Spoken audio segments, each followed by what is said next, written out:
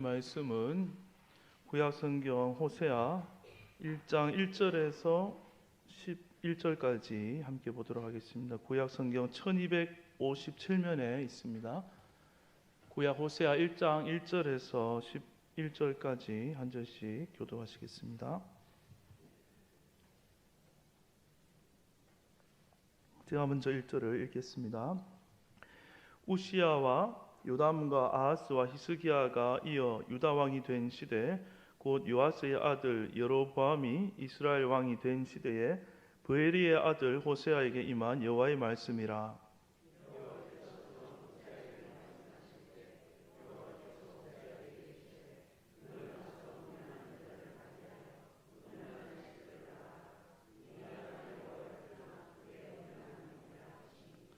이에 그가 가서 디블라임의 딸 고멜을 맞이하였더니 고멜이 임신하여 아들을 낳으매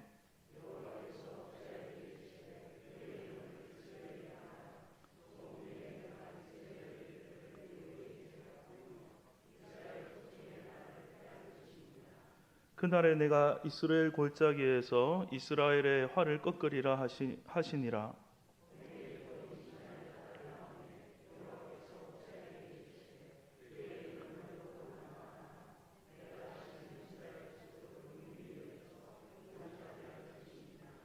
그러나 내가 유다 족속을 긍휼히 여겨 그들의 하나님 여호와로 구원하겠고 활과 칼이나 전쟁이나 말과 마병으로 구원하지 아니하리라 하시니라.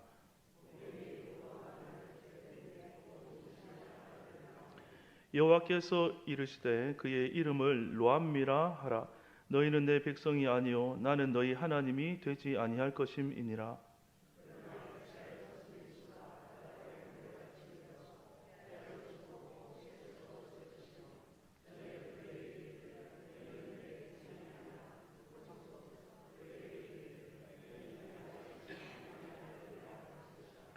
우리 11절 함께 보겠습니다. 이에 유다 자손과 이스라엘 자손이 함께 모여 한 우두머리를 세우고 그 땅에서부터 올라오리니 이스라엘의 날이 클 것임이로다.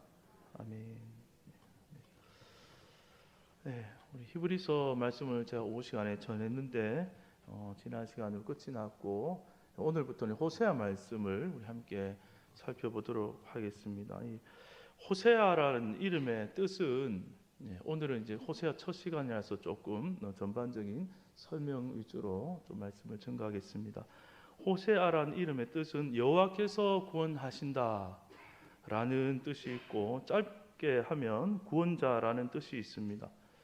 성경 안에 보면은 조금 이름 비슷한데 다른 이름들이 있지만 같은 뜻의 이름을 가진 인물들이 있는데 구약에서는 여호수아가 같은 뜻입니다. 여호수아, 호세아 비슷하죠.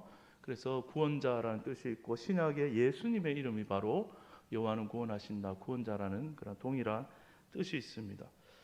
그래서 이 호세아는 예수님께서 하늘 보좌의 영광의 보좌를 버리시고 하나님 아버지께서 가라 하신 명령하신 그 십자가의 자리까지 오셔서 무한한 값을 치르시고 또 우리를 사랑으로 구원하신 그 사랑을 구약에서 미리 보여주는 인물이 바로 호세아를 할 수가 있습니다.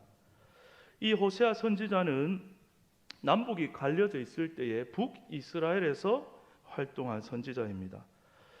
오늘 우리가 이 호세아를 처음 읽었는데 호세아로부터 시작해서 12권이 말라기까지 성경이 마치게 되는데 우리가 흔히 12권의 이 성경을 소선지서라고 그렇게 이제 부르고 있습니다. 이 12권의 소선지서 중에 딱 두 사람이 북이스라엘에서 활동했는데 한 사람은 아모스고 또 한 사람이 바로 이 호세아입니다. 공통점으로는 이 두 사람만이 북이스라엘에서 활동했다는 공통점이 있고 외울 필요는 없습니다. 편안하게 들으시면 될 것 같습니다. 두 사람이 이제 공통점은 북이스라엘에서 두 사람이 활동을 했고 차이점은 이 아모스라는 선지자는 남유다 출신인데 하나님의 명령을 받아서 너는 북으로 가서 전해라 해서 활동을 한 선지자라면 호세아는 출신 자체가 이미 북이스라엘 출신으로서 북이스라엘에서 활동한 선지자이고 아모스는 하나님의 그 심판과 자로 된 듯한 정확한 공의에 대해서 이렇게 강하게 설명한 또 선포한 선지자라면, 호세아는 반대로 부드럽게 아주 감정적인 하나님의 심정을 표현한 사랑을 표현한 하나님의 사랑. 아모스는 공의를, 호세아는 하나님의 또 사랑의 성품을 전한 선지자라고 할 수가 있습니다. 이 기록 시기로는 예수님 오시기 약 한 700년 전쯤에 살았던 선지자입니다. 그래서 BC 한 790년에서 722년 사이 정도의 기록이 되었고, 그 당시에 이 북이스라엘에 다스리던 왕은 여로보암 2세라는 왕이었습니다. 이 당시의 상황은 외부의 어떤 큰 침략도 없고 큰 전쟁도 없고 평화로운 시기였고, 경제적으로는 아주 번창하고 무역이 활발하고 부흥하던 그러한 시기였습니다. 하지만 하나님이 보실 때 영적으로는 너무나 메말라서 갈라진 땅처럼 그렇게 보이는, 영적으로는 빈곤한 시대였다는 것이죠. 아주 물질 풍부하고 여러 가지 문화들이 많고 또 타락한 문화들이 쾌락을 쫓아서 사람들이 살아가던, 하나님의 백성이라고 하면서도 전혀 하나님의 백성다 보이지 않는 그런 모습이었던 것입니다. 그런데 남유다에는 그래도 적어도 이 성전이란 것이 있었기 때문에 타락은 했어도 형식적으로나마 예배, 이게 시간이 되면 제사도 드리고 예배도 드리고 이러한 모습이라도 남아 있었는데, 이 북이스라엘 쪽에서는 그러한 것마저도 없이 완전히 이제 이방과 섞여버리고 또 이방과 교류하면서 그들의 모든 우상, 그들의 그 종교적인 행위들을 다 받아들여서 하나님 백성의 흔적을 찾기가 어려운 그러한 시대적 배경을 갖고 있습니다. 이스라엘은 원래 하나님의 거룩한 신부여야 하는데 지금 전혀 그런 모습이 없는 것이죠. 그래서 순결한 신부가 아니라 마치 이 사람 저 사람 아무에게나 가서 몸을 파는 음란한 여인처럼 되어버린 것입니다. 이러한 시대상을 하나님께서 이렇게 내려다 보시고 있다가 호세아 선지자를 아주 그런 절박한 심정을 가지고 호세아를 오늘 부르게 되는 것입니다. 호세아 선지자를 처음 불러서 처음 선지자로 세우면서 처음 하는 명령이 나오는데 2절을 같이 한번 읽어보겠습니다. 우리 2절을 성경 가지신 분 같이 한 목소리로 읽어보겠습니다. 여호와께서 처음 호세아에게 말씀하실 때에 여호와께서 호세아에게 이르시되 너는 가서 음란한 여자를 맞이하여 음란한 자식들을 낳아라.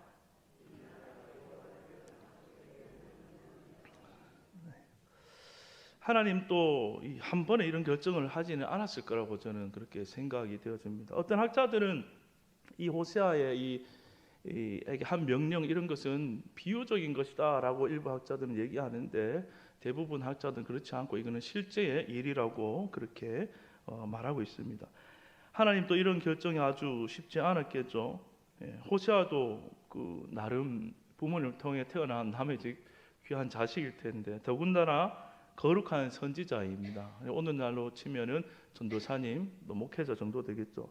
그런데 하나님 처음으로 하신 명령이 음란한 여인과 결혼하여서 음란한 자식들을 낳아라. 상식적으로 우리가 참 이해하기 어려운 명령입니다. 그러나 여기에는 크게 두 가지 이유가 있다고 생각이 됩니다. 여러분이 이제 한 남성이라고 생각해 보시고 한 여인에게 사랑에 빠진 그런 남자라고 한번 생각해 보십시오. 그런데 그 여인의 콧대가 이렇게 너무 높아가지고 아무리 구애를 하고 비싼 선물을 보내고 편지를 보내고 해도 아무런 반응이 없습니다. 쳐다보지도 않습니다. 그런데 그 여인을 향한 사랑이 포기가 안 되어지고 계속 더 좋아지는, 더 사랑 깊이 빠지는 것입니다. 포기가 안 되는 겁니다. 마음이 막 애탑니다. 아무리 구애를 해봐도 쳐다보지 않으면 나중에 어떤 방법을 쓰게 되겠습니까? 극단적인 방법을 이제 생각하게 되는 것이죠. 그런 분이 없기를 바라는데, 식칼을 들고 집에 앞에 가서 그 부모님 앞에서 대문 앞에서 나 누구랑 나 결혼 안 하면 확 죽어버릴 겁니다. 이런 분 없으시죠 여기? 그리고 또 건물 높은 곳에 올라가서 너 나랑 안 사귀어주면 너 뛰어내릴 거야. 이런 이렇게 극단적인 방법을 쓰면 안 되겠지만 도저히 사랑할 마음이 넘치는데 이게 주체할 수 없으면 그런 행동을 하게 되는 거죠. 그렇게 집요하게 쫓아서 혹시 결혼한 분 이 자리에 혹시 있지는 않습니까? 네. 지금 아주 집요하게 쫓아서 결혼한 분들 아멘길 몇 분 알고 있는데 아마 처음에는 아마 쳐다보지도 않았지만 그 집요한 사랑 끝에 아마 결혼하신 분들이 있는 것 같습니다. 하나님 또 같은 이 답답한 심정을 가지고 있었단 말이죠. 아무리 선지자 보내서 외쳐도 쳐다도 안 보는 겁니다. 필요 없다는 것입니다. 만족한다는 것입니다. 자기들의 물질적 이 삶에 지금 현재의 삶에 만족하니까 선지자 소리 전혀 관심이 없습니다. 그런데 어느 날 거룩한 선지자가 청첩장을 쫙 돌리는데 아이고 요즘 호세아 그 청년 잘 지내고 있나 하면서 청첩장을 다 받아드는데 딱 뚜껑을 누구랑 결혼하지 하고 딱 열었는데 어디 목사님 딸내미 장로님 딸하고 결혼한 것이 아니고 그 바다에서 그 동네에서 유명한 누구도 모를 수 없는 그런 몸 파는 그런 여인의 이름이 적혀 있다고 한번 생각해 보십시오. 설마 내가 아는 그 고멜일까 하면서 관심을 갖겠죠. 그리고 큰 뉴스거리가 될 것입니다. 그래서 하나님은 그런 절박한 심정으로 하다 안 되니까 호세아를 불러서 이런 방법을 쓰고 있을 것이라고 생각이 됩니다. 또 한 가지 하나님께서 호세아에게 이런 명령하신 이유는 이 결혼식을 보면서 하객들이 다 왔어요. 다 와가지고 축하를 해주는데 겉으로 이제 축하를 하는데 이제 결혼식 보면서 뭐라고 사람들이 얘기하겠습니까? 신랑을 보고서 신랑 참 안 됐다. 저렇게 공부 열심히 해가지고 신학교 들어가기 힘든데 해서 3년 동안 학교 왔다 갔다 하고 이렇게 해가지고 훌륭한 정말 장래가 촉망되는 그러한 앞으로 한국 교회에 위대하게 쓰임받는 그런 목회자가 될 상인데 어떻게 저런 결혼을 하느냐, 너무 안 됐다, 그런 생각을 하고 수뚝수뚝 할 것입니다. 신부를 보고는 또 뭐라고 하겠습니까? 야, 참으로 뻔뻔하다 이렇게 얘기하지 않겠습니까? 어떻게 저렇게 삶이 그렇고 또 그런 삶을 살았는데 어떻게 양심이 있으면 저런 결혼하면 안 되지 하면서 어떻게 저런 거룩한 세상으로 놀다가 거룩한 남편을 맞이할 수 있느냐, 이렇게 신부를 욕하는 사람들이 많지 않았겠습니까? 이제부터 이스라엘은 이 호세아는 가정을 통해 가지고 그들의 살아가는 가정 생활을 통해서 실제로 생생한 살아있는 하나님의 말씀과 하나님의 사랑의 방식을 그 가정을 통해서 보여주려고 하나님께서 호세아에게 이런 명령을 하셨다는 것입니다. 하나님은 이 호세아의 가정을 거울로 삼아서 앞으로 이스라엘 백성들이 자신들의 그 타락성을 거울 삼아서 보고 또 그러한 이스라엘을 포기치 않는다라는 것을 호세아를 거울 삼아서 보여주시려고 실제적으로 이러한 명령을 하신 것입니다. 또 호세아와 고멜은 결혼해서 이제 또 자녀들을 낳게 됩니다. 아들을 낳고 이름을 하나님께서 명령하여 짓게 되는데 5절을 한번 읽어보겠습니다. 5절 같이 한번 읽어보도록 하겠습니다. 시작. 여호와께서 호세아에게 이르시되 그의 이름을 이스라엘이라 하라. 조금 후에 내가 이스라엘의 피를 예후의 집에 갚으며 이스라엘 족속의 나라를 폐할 것임이니라. 그날에 내가 이스라엘 골짜기에서 이스라엘의 활을 꺾으리라 하시니라.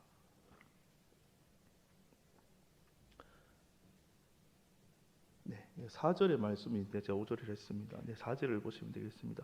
하나님이 친히 그 아들의 이름을 야, 너 아들 낳았지? 이름을 이스라엘이라 해라. 근데 사실 이스라엘은 이 유명한 지명의 이름입니다. 지명. 그러니까 이 이스라엘은 어떤 땅이었냐면 북이스라엘의 한 도시 이름인데 역사적으로 이곳에서는 아주 잔인하고 안 좋은 사건들만 다 일어난 지명입니다. 이 아합의 아내 이세벨이라는 여자가 나봇의 밭을 훔치고 싶어서 살해하고 그 포도원을 갈취한 지역이고 또 예후라는 사람이 복수를 위해서 요람과 이세벨 그 밖에 아합 집안 사람들 그곳에서 아주 다 잔인하게 살해한 곳입니다. 그래서 한마디로 이 이스라엘이라는 땅의 이름을 들으면 사람들은 다 떠올리는 것이 아주 그 피로 물든 땅, 복수의 땅이라고 그래 생각할 만큼 살상과 폭력과 피의 대명사의 이름을, 그러한 이미지를 가진 것이 이스라엘입니다. 그런데 하나님은 애를 낳고 이름을, 이 최악의 이름인 이스라엘이라고 이렇게 이름을 짓게 한 거죠. 이 아이도 자라면서 얼마나 스트레스 많이 받았겠나 그런 생각이 듭니다. 이것은 바로 그 아이의 이름을 통해서 바로 이스라엘의 죄악상을 폭로하려는 하나님의 의도가 있는 것이죠. 또 호세아의 아내가 고멜이 임신하여 또 이번엔 딸을 출산하게 됩니다. 6절에 보시면 고멜이 또 임신하여 딸을 낳으며 여호와께서 호세아에게 이르시되 그의 이름을 로루하마라 하라. 내가 다시는 이스라엘 족속을 어떻게 한다고요? 긍휼히 여겨서 용서하지 않을 것임이니라. 히브리어로 이 로루함 할 때 로라는 말은 영어로 부정어인 영어의 not입니다. not. 그러니까 루하마인데 루하마가 긍휼을 받은 자라는 뜻인데 앞에 부정어를 붙여서 로루하마, 긍휼히 여김을 받지 못한 자다라고 딸의 이름을 그렇게 지으라는 것입니다. 애 이름 이렇게 애를 낳아서 이름을 이렇게 지으면 되겠습니까? 아마 이 딸도 얼마나 이거 긍휼을, 나는 긍휼을 받, 너 이름이 뭐냐고 자기 소개할 때 나는 긍휼을 받지 못한 사람입니다. 나는 긍휼을 받지 못한 사람입니다. 이렇게 얘기할 때마다 정말 스트레스 받았을 것 같아요. 그리고 또 세 번째 임신을 하게 됩니다. 9절에 보시면 9절에 보시면 여호와께서 이르시되 그의 이름을, 이 아들을 낳았는데 로암미라 하라. 너희는 내 백성이 아니요 나는 너희 하나님이 되지 아니할 것임이니라. 역시 로란 말은 부정어로 낫이란 말이고 암미가 내 백성인데 너희는 내 백성이 아니다. 이런 아들의 이름을 지어주게 되는 거죠. 하나님은 호세아의 가정을 통해서 이 타락한 이스라엘, 또 도무지 돌아올 줄 모르는 이스라엘을 향해서 하나님의 불타는 그 진노의 마음을 이렇게 아들의, 딸의 이름으로 극명하게 보여주고 있습니다. 이스라엘은 참으로 그렇습니다. 하나님으로부터 이 이스라엘 땅처럼 철저하게 피비린내 나는 심판을 받는 것이 지금 이스라엘에 마땅하다는 것이고, 또 하나님의 입술로부터 너희들은 도무지 돌아오지 않기 때문에 너는 이제 내 긍휼은 다시는 받지 못한다. 너는 이제는 다시는 내 백성이라 하지 않겠다 라는 것을 이 자녀들의 이름을 붙여가지고 부를 때마다, 이 자녀들이 이 동네에 돌아다니고 나라에 있을 때마다 그 선지자를 통해서 그 메시지를 강하게 그렇게 전하도록 자녀의 이름을, 존재를 그렇게 만든 것입니다. 이처럼 하나님은 우리를 정말 사랑하시지만 하나님은 죄악을 정말 싫어하시고 미워하시는 것입니다. 하나님의 두 성품을 아시죠? 하나님의 그 죄를 미워하시는, 견딜 수 없는 공의로운 그 하나님의 마음과, 또 우리를 사랑하시되 끝까지 사랑하시는, 끝까지 그 사랑이 그 속에서부터 올라오고 발동되는, 포기하지 않는 그 사랑에 이 충돌되는 딜레마가 이 호세아서를 보면 이제 나오게 됩니다. 그런데 결국 우리가 살펴보면 하나님의 그 사랑이 이기게 된다는 것을 우리가 이제 보게 됩니다. 오늘 우리가 읽은 1장에서도 정말 하나님의 이러한 놀라운 진노가 나오고 있지만, 그러나 오늘 본문에는 심판의 내용으로 우리 끝나지 않음을 우리는 감사해야 되는 것이죠. 7절을 한번 같이 읽어보겠습니까? 7절 시작. 그러나 내가 유다 족속을 긍휼히 여겨 그들의 하나님 여호와로 구원하겠고 활과 칼이나 전쟁이나 말과 마병으로 구원하지 아니하리라. 네, 제가 이 호세아가 북이스라엘에서 활동한 선지자라 했습니까? 남유다에서 활동한 선지자라 했습니까? 네, 북이스라엘에서 활동했다 했는데 하나님의 이 말씀은 보세요. 그러나 내가 누구를요? 유다 족속을 긍휼히 여겨 그들의 하나님 여호와로 구원하겠고 또 구원하리라, 이렇게 얘기합니다. 역사적으로 보면 이 말은 무슨 말이냐면 이스라엘은 끝끝내 돌아오지 않거든요. 이게 먼저 멸망해버립니다. 사실 근데 남유다도 끝까지 이제 하나님 돌아오지 않거든요.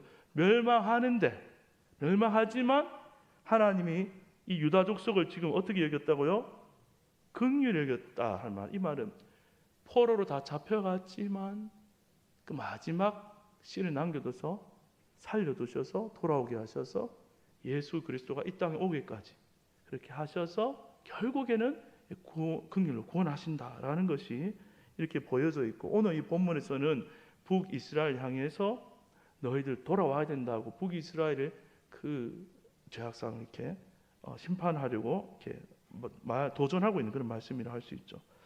또 이제 10절과 11절에 보시면 제가 읽어보겠습니다. 마지막 두 구절입니다. 그러나 이스라엘 자손의 수가 바닷가에 모래같이 되어서 헤아릴 수도 없고 셀 수도 없을 것이며 전에 그들에게 이르기를 너희는 내 백성이 아니라 한 그곳에서 그들에게 이르기를 너희는 살아계신 하나님의 아들들이라 할 것이라. 이에 유다 자손과 이스라엘 자손이 함께 모여 한 우두머리를 세우고 그 땅에서부터 올라오리니 이스라엘의 날이 클 것이미로다.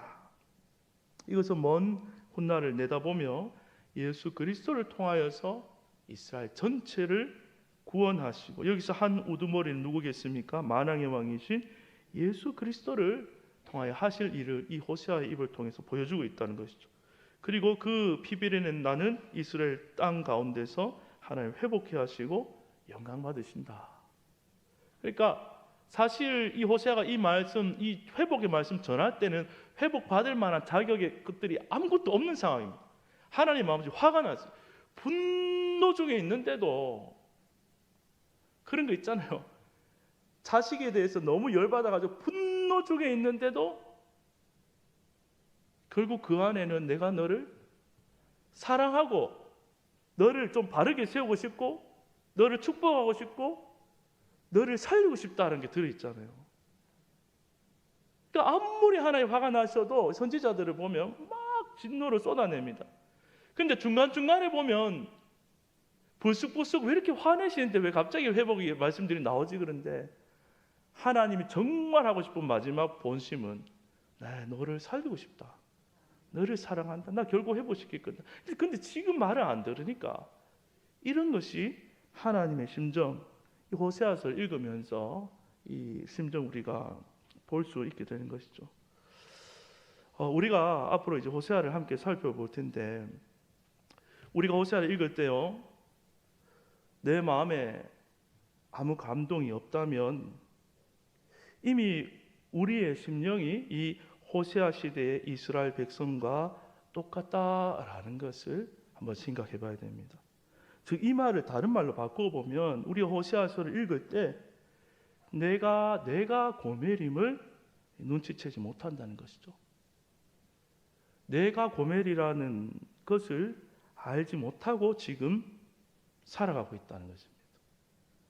나는 고멜이 아닌 것처럼 하나님 앞에서 생각하고 살고 있으면 이 호세아의 말씀이 우리 눈에 마음에 전혀 들어오지 않고 하나님이 그만큼 필요가 없는 것이죠.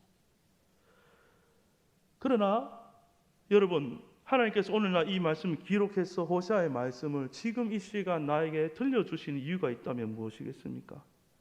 그 하나님 말씀은 바로 네가 그 고멜이다. 네가 나의 이 사랑을 받고 살고 있는 네가 바로 그 고멜이다 라고 지금 말씀을 하고 있는 것입니다. 여러분은 지금 마음 가운데 항상 무엇을 생각하고 무엇을 기대하고 무엇을 사랑하면서 무엇을 바라보면서 살아가고 있습니까? 혹시 한 주 내내 마음속에 하나님이 없는 세상이라는 다른 남자가 들어와 있는 하나님 앞에서 혹시라도 그러한 삶을 우리가 살고 있지는 않습니까? 그렇다면 이 절박한 정말 포기치 않으시는 하나님의 그 사랑의 음성을 듣고 하나님 앞에 더 깊이 나아가게 되시기를 주님의 이름으로 축복합니다. 우리의 마음이 화석화되고 굳어져 있는 마음이 있다면 이 말씀을 통하여 하나님 제가 고멜이 맞습니다. 그 사랑을 입었지만 항상 다른 자리로 도망가는 고멜이 맞습니다 하고 갈 때에 하나님의 놀라운 사랑을 다시 깨닫고 회복하게 될 줄로 믿습니다. 또한 우리의 신앙이 하나님이 주시는 것으로만 기뻐하고 또 우리가 신앙이나 믿음이란 이름으로 포장되어 있지만 하나님께 받을 것에만 늘 목매달고 기대하는 그런 신앙이 아니라 신랑이 되시는 그 하나님을 알고 싶어하고 그 신랑이 되신 하나님 그분 자체를 내가 사랑하기를 원하고 그분 자체를 내 마음의 기쁨으로 경험하기로 만족하기로 바라면서 나아가는 우리의 신앙이 될 수 있기를 주님의 이름으로 축복합니다. 하나님이 주신 축복들은 언제나 우리가 써버리면 다 변하거나 사용하면 없어지는 것들이지만 하나님이 우리에게 주시는 기쁨은 영원한 것입니다. 이 하나님과의 뜨거운 사랑이 회복되어서 이번 한 주 하나님과 함께 행복한 그러한 신앙생활, 신혼생활이 될 수 있기를 주님의 이름으로 축복합니다. 제가 찬양을 한 곡 하고 우리 같이 기도하고 마치겠습니다. 제가 이 설교 준비하다가 가사 내용에 너무 맞는 찬양이 있는데 할까 말까 고민했는데 실수하더라도 한번 찬양하겠습니다. 박정호 우리 그 찬양 사역자가 불렀던 그래도라는 찬양이 있습니다. 우리 들으시면서 아시는 분은 함께 부르도 좋고 마음으로 눈을 감고 하나님의 사랑을 생각하며 같이 듣고 제가 마무리 기도하도록 하겠습니다. 내가 나를 떠나가도 그래도 나는 너를 떠나지 않으며 내가 나를 버려도 그래도 나는 너를 버리지 아니하리라.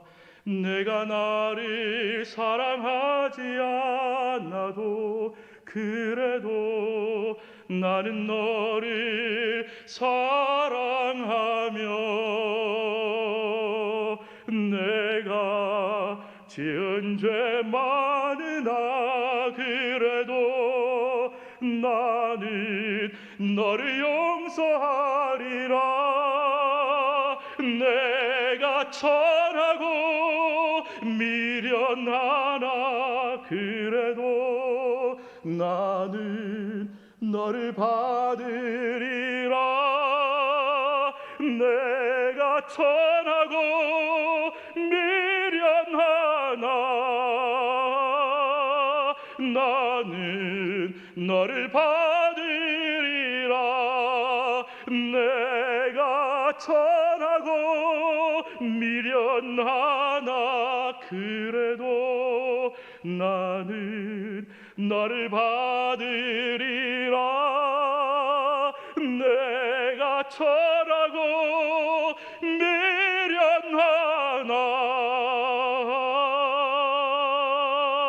미련하나 나는 너를 받으리라.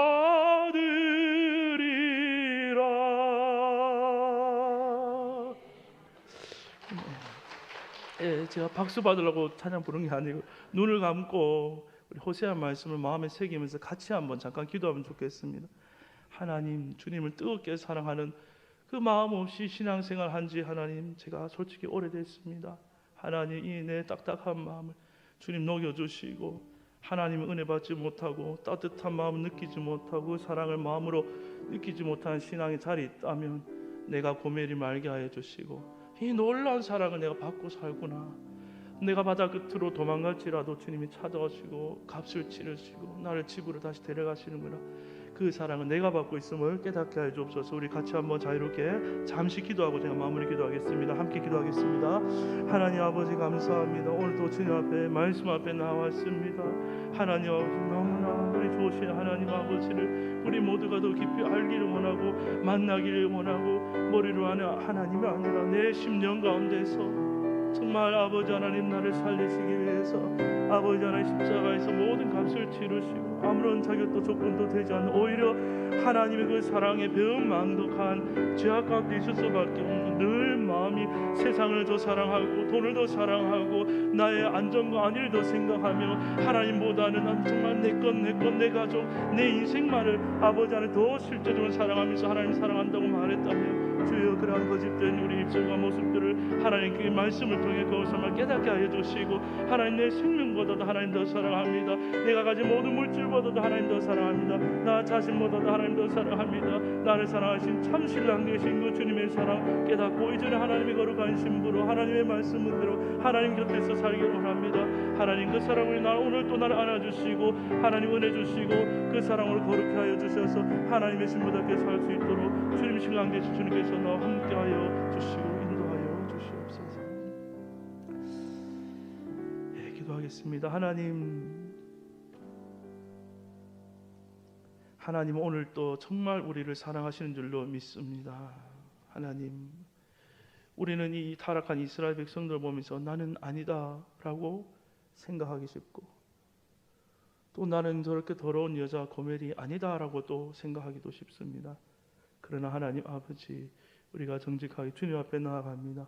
바로 내가 고멜임을 늘 고백할 때에 나는 더럽고 연약하고 늘 부족하지만 신랑 되신 주님 앞에 나가면 주님의 은혜로 거룩한 신부가 이미 되었다 말씀해 주시고, 너는 나의 사랑하는 자라고 말씀해 주시고, 내 곁에 영원히 함께 하자고 말씀해 주시는 그 신랑 되신 주님 곁에 우리가 살아가는 우리 신앙생활 될 수 있도록 도와주시옵소서.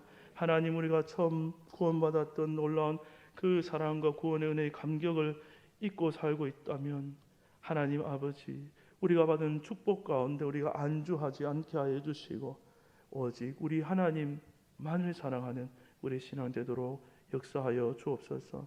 또한 반대로 어려운 가운데, 또 모자란 가운데, 절박한 가운데 있는 아버지 성도님 있다면 아버지 그 절박한 문제보다도 먼저 주님을 사랑한다고 고백할 때에 그 하나님의 놀라운 사랑과 회복의 은혜를 경험하는 주님의 거룩한 신부가 되도록 인도하여 주시옵소서. 감사드리며 예수님의 이름으로 기도합나이다. 아멘.